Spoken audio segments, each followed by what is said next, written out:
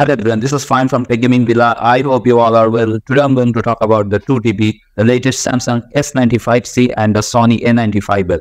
You know, the Sony A95L OLED actually is a bit better than the Samsung S95C OLED. The Sony TV has much better image processing when dealing with low quality or low resolution content.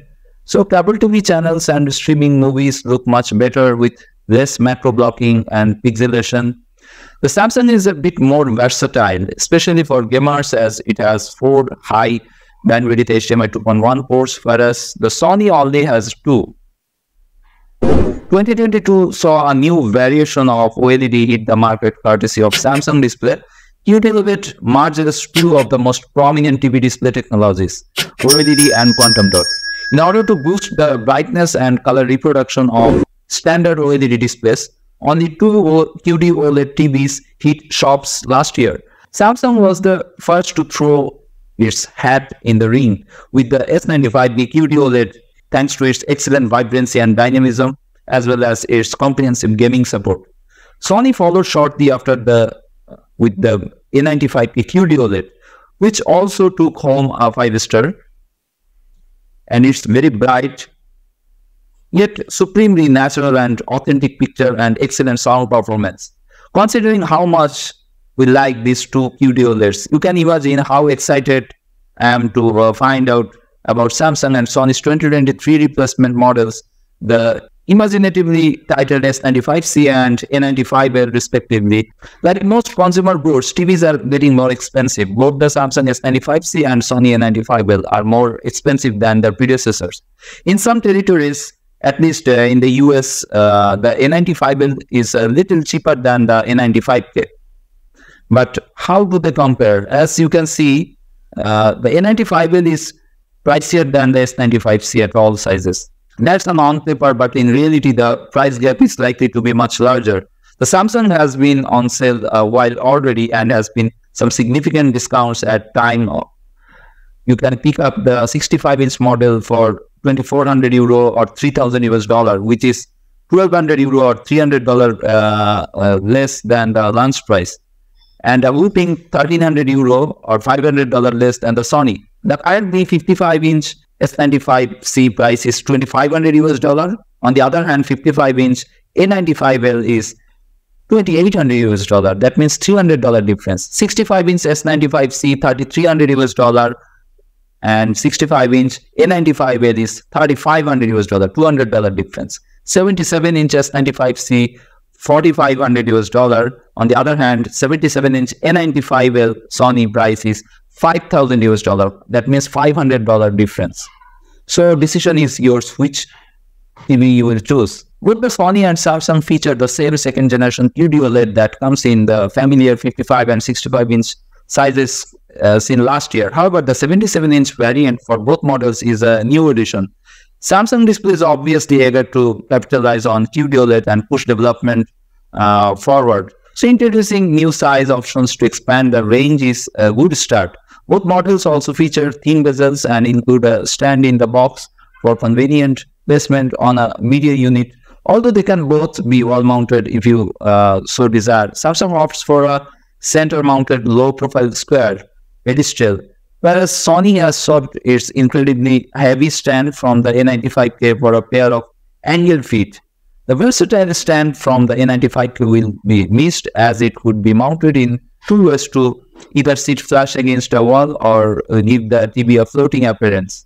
But its deceiving mass could be a problem. The A95L's feet can be positioned more centrally on the 77-inch model to reduce its footprint, but not on the 55 and 65-inch variants. All models can be raised to accommodate a soundbar. Samsung's TV features a strikingly thin design. In fact, the set itself is a uniform thickness of 1 centimeter throughout. This is achieved through the use of Samsung's One Connect box, which is an external hub that houses the guards of the TV as well as all of the connections.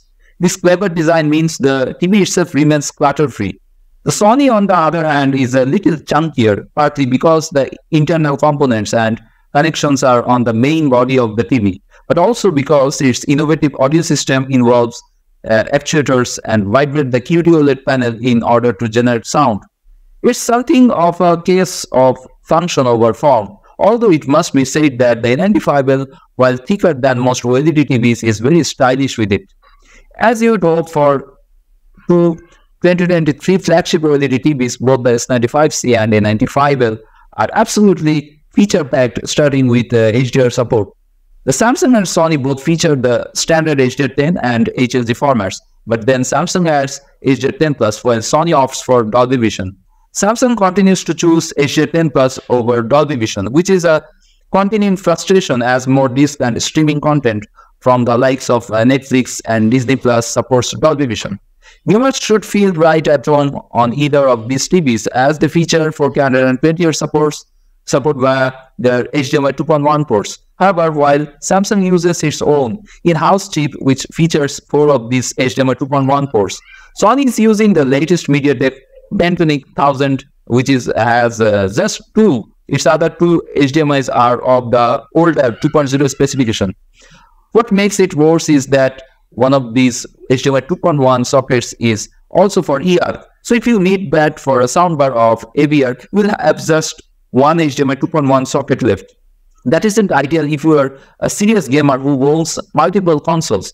Back to the positive gaming features, both sets support VRR and LLM. Moving on from picture to sound, both TVs support Dolby Atmos via their own speakers and can output it via the HDMI ER socket. Finally, as you would expect, both TVs have smart functionality, although both use different systems. Samsung is using its Tizen operating system found on many more of its prior TVs. And here you will find all the streaming apps you would expect, such as Netflix, Disney Plus, Apple TV, and Amazon Prime Video, as well as some Samsung specific features such as Samsung TV Plus and Xbox gaming streaming.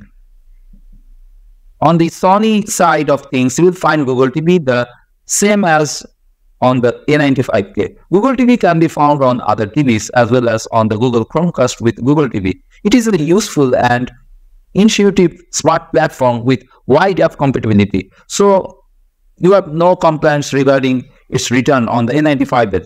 It also means you will be able to use Google Assistant to navigate the smart system via voice commands. If you see the S95C and Sony A95L picture quality difference, well, I have to stress again that I haven't put the Sony TVs through its paces in the same way. I would for a full review, I have done so with the Samsung and it yielded some interesting results. On Filmmaker Mode, our user preset of choice for testing TVs just looks too dull. On some movies is the dictionary definition of bold, but here it looks too subdued with the shadow detail taking a particularly bad hit. Despite this, there is still a lot to like here, with its sharp, detailed and solid image that feels very three-dimensional. I even saw improvements in the image's vividness when we switched it over to movie preset or changed dynamic tone mapping to active here. Colors had a nice vibrant pop, and despite not looking particularly accurate or say they sure were punchy, however, we would want to call it subtle as despite colors looking balanced. I found the shading to be heavy-handed and crushed details. Finally, the Samsung S95C requires some hands-on adjustment when it comes to motion, as the movie preset is overly processed, while the Filmmaker Mode leaves the processing out, which is ideal for purists, but some will be put off by the slightly noticeable judder.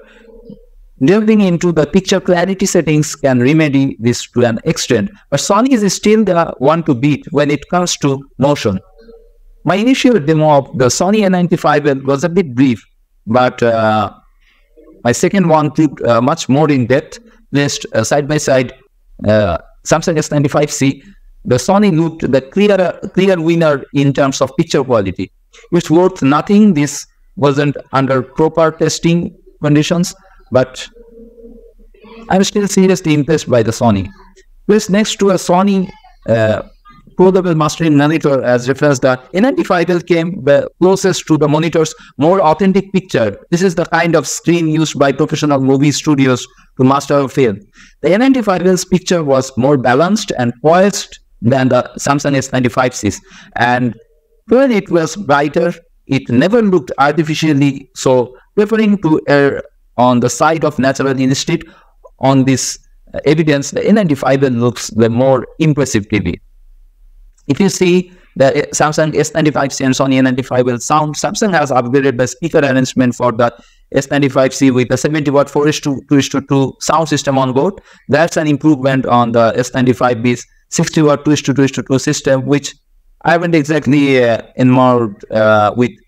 However, the S95C's new speaker arrangement is punchy and dynamic with solid vocal clarity, but the sound doesn't project particularly far into the room, and the bass is lacking both weight and depth. Sony's OLED TVs use actuators to vibrate the whole screen in order to make sound. It generally results in the picture and the sound being spatially linked in a way that other TVs struggle to match. In fact, the A95L has essentially the same sound system as the A95K, which I described as one of the best sounding TVs you can buy. The A95L was noted failed in the second. The sound section was quite brief, but it still gave me a flavor of the TV's audio capabilities. We were impressed with increased volume, better dynamics, and more detail, all evident. It sounded like it had more bass weight than previous Sony OLEDs too. It's too early to call if we compare S95C and A95L. I'm slightly disappointed by the Samsung's picture quality, which proved to be more dull than I anticipated. And I'm seriously impressed by the Sony A95L in this demo, which has thinking that it might prove the better looking TV. I'm eager to get the upcoming qd-oled into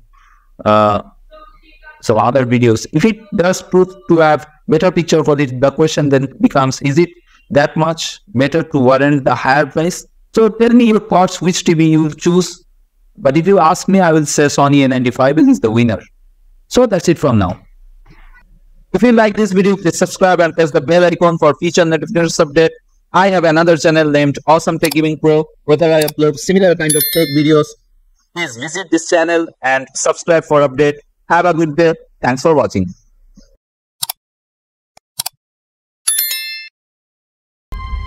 To change your